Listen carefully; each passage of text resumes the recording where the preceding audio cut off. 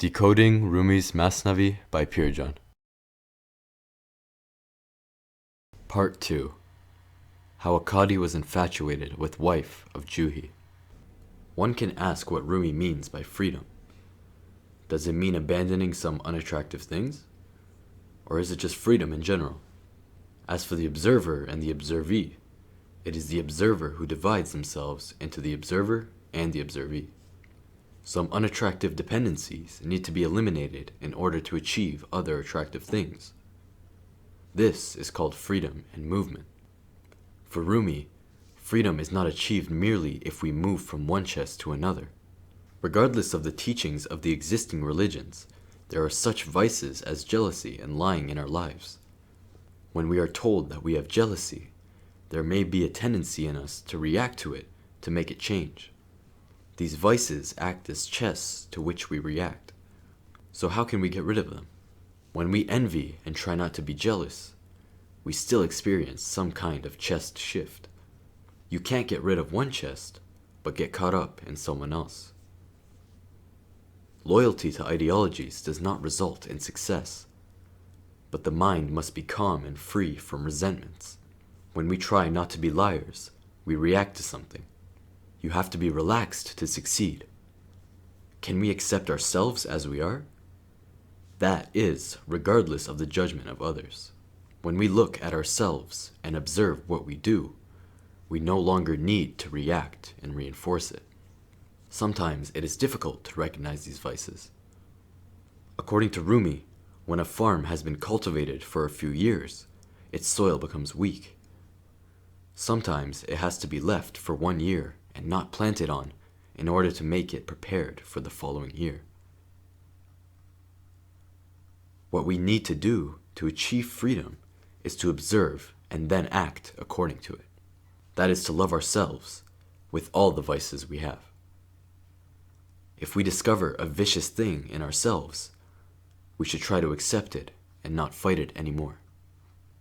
Let's try to love our inner traits and not listen to others. Religions order us to suppress these vices, yet mysticism suggests to admit them and love ourselves with the very same traits we have. This enables us to observe ourselves. Sometimes our vices hide, making it difficult for us to recognize them, and we may not even realize we possess them. When we observe our inner traits, we can see our vices too. We must admit that these traits exist within us. Then, these traits will show us in the first layer where we can observe them and act accordingly. If we live by the river for a week, we will not hear its voice anymore because we live with it. We are so engrossed in some of the traits that we can no longer see them. Let us live with our inner traits because they may hide in the underlying layers. The arrival of the cadi's deputy in the bazaar and his purchase of the chest from Juhi, etc. The deputy arrived and asked, "How much for your chest?"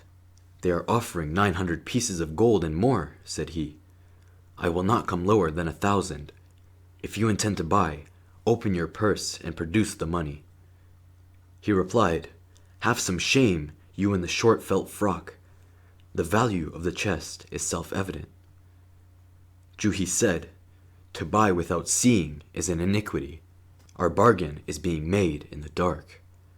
This is not right. I will open it. If it is not worth the money, don't buy, lest you be defrauded, O father." The deputy said, addressing God, "O veiler of faults, do not reveal the secret." Then he said to Júhí, "I will buy it with the lid on. Come to terms with me.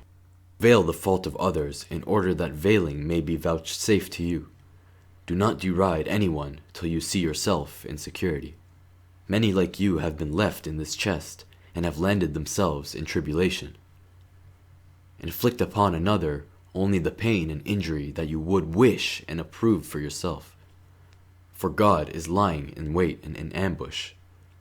Inflict upon another only the pain and injury that you would wish and approve for yourself. For God is lying in wait and in ambush, ready to give retribution before the day of judgment. All-encompassing is the throne of him who is throned in grandeur. over all souls is spread the throne of his justice. A corner of his throne is touching you. Beware. Do not move a hand to act impiously or unjustly. Keep a careful watch over your own behavior. Observe that the honey is contained in justice, and that after injustice comes the sting. Júhí said, "Yes, what I did is wrong, but at the same time, know that the aggressor is the more unjust." The deputy replied, "We are aggressors, every one of us, but notwithstanding our blackness of face, we are happy, like the Negro who is happy and pleased, for he does not see his face, though others see it." The altercation in bidding for the chest was prolonged, but finally he paid 100 dinars and bought it from him. O thou that findest wickedness agreeable, thou art always in the chest. The Hatifs and those who belong to the unseen are redeeming thee. Note that we sometimes resort to morality only when our balance is disturbed. These situations should not deceive us. As long as you fight yourself and try to balance yourself by force, the mind will not relax. The mind relaxes when you observe yourself as you are. When you win, you should not disregard ethics, and do not resort to ethics only when you are oppressed. Those who find themselves oppressed may take an unjust role if they come to power. When we accept ourselves as we are, we act with observation and no longer respond to chests. When one is inherently jealous, one must love oneself as they are. If they are at war with themselves, they will not be peaceful and calm. One cannot change over time, because when the time comes up, humanity is lost. Mysticism suggests that tomorrow does not exist because it has not come yet. The universe is collapsing at any moment, with all particles constantly dying and new lives being created. The new life differs from the old one. There is no continuity between these, and each has an independent existence. The world is changing every moment, but we assume it as the same mental continuity. When someone says they're happy, they are happy now with something that happened a moment ago. We can find ourselves only when buried in the past. The only way to get this ability is to observe ourselves. In religious and political systems, freedom deals with rebellion and chaos. But in mysticism, we speak of absolute freedom with no reaction. The observation comes along with the action, and its result is more enduring than fighting. In the outside world, the world is changing constantly, and it should not be thought of as a continuum. Accept your inner self and love your qualities. Do not allow it to get away from you and be unavailable to you. The concept of freedom depends on how serious we are, but systems cause reactions and rebellions. It is better to look at the concept of freedom itself and observe it as a tree until it is time to pick its fruit. Any change in the world is a result of the accumulation of continuous changes. How next year Júhí's wife returned in the court of the cadi, hoping for the same contribution as last year, and how the cadi recognized her, and so on to the end of the story. After a year, Júhí, in consequence of the afflictions, turned to his wife and said, "O clever wife, renew last year's contribution, complain of me to the cadi." The wife came before the cadi with some other woman. She made a certain woman her interpreter, lest the cadi should recognize her by her speech and remember his past misfortune. The coquettish glances of a woman are fascinating, but that fascination is increased 100-fold by her voice. Since she durst not raise a sound, the wife's ogling looks alone were of no avail. "Go," said the cadi, "and fetch the defendant, that I may settle thy quarrel with him." Júhí arrived. The cadi did not recognize him at once, for at their first meeting he was in the chest. He had heard his voice outside, during the buying and selling and chaffering. He said to Júhí, "Why won't you give your wife all the money she needs for expenses?"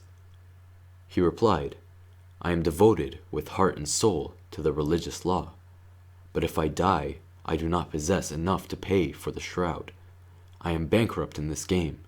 I have gambled everything away." From these words the cadi, as it happened, recognized him and called to mind his roguery and the trick he had played. "You played that game with me," he said. "Last year you put me out of action. My turn is past. This year try that gamble on someone else and keep your hands off of me." The judge in this story symbolizes the power of our cognition. Observation and act without mediation are what the judge ultimately does. He is not deceived by Júhí and his wife for the second time. We do not have enough energy if we observe and begin struggling. For self-knowledge to be realized, we should observe and quit these habits. Observation is equal to act. To live with freedom and consciousness is much easier. The knower of God has been isolated from the 6 directions and the 5 senses. Necessarily, he has become on his guard against the 6s and the 5s of the backgammon. He has escaped from the 5 senses and the 6 directions.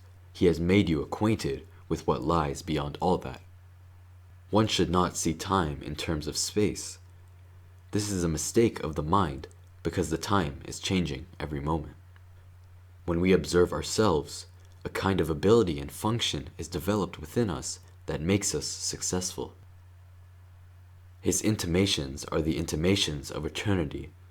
He has transcended all conceptions and withdrawn himself apart. The illusion may prevent us, and here combating the illusion is the more important issue. Careful observation can eliminate the illusion which may be in the form of those chests, and getting rid of them is the ultimate goal of mysticism. Unless he is outside of this hexagonal well, how should he bring up a Joseph from the inside? He is one who goes to draw water above the unpillared firmament, while his body, like a bucket, is in the well, helping to rescue the fallen. The Josephs cling to his bucket, escape from the well, and become kings of Egypt. The other buckets seek water from the well. His bucket has no concern with water. It seeks friends in trouble. The other buckets plunge into the water for food. His bucket is the food and life of the soul of the fish. The buckets are attached to the lofty wheel of fortune. His bucket is held in 2 almighty fingers. What bucket and what cord and what wheel? This is a very weak comparison, O Pasha. Whence shall I get a comparison that is without frailty? One to match him will not come, and has never come. 100,000 men concealed in a single man. 100 bows and arrows enclosed in a single blowpipe. A type of, thou didst not throw when thou threwest. A temptation for the ignorant. 100,000 stacks of grain in a handful. A sun hidden in a moat. Suddenly that moat opens its mouth and reveals the sun. The heavens and the earth crumble to atoms before that sun when he springs forth from ambush. How is a spirit like this meet for confinement in the body? Hark, O body, wash thy hands of this spirit. O body that has become the spirit's dwelling place, 'tis enough. How long can the sea abide in a waterskin? O thou who art 1,000 Gabriels in the form of man, O thou who art many Messiahs inside the ass of Jesus, O thou who art 1,000 Kabas concealed in a church, O thou who causest Ifrit and devil to fall into error, thou art the spaceless object of worship in space. The devils have their shop destroyed by thee, for they say, how should I pay homage to this clay? How should I bestow on a mere form a title signifying my obedience? He is not the form in which he appears. Rub thine eyes well, that thou mayest behold in him the radiance of light, of divine glory. If we could observe ourselves, we would have a young, eternal mind. Mystic behavior is the same from the age of 10 to 80. Their minds are young because they are not bound by time. Biological age does not matter. In society, some acts are not liked for the elderly, but young spirits for the aged are welcomed by mystics.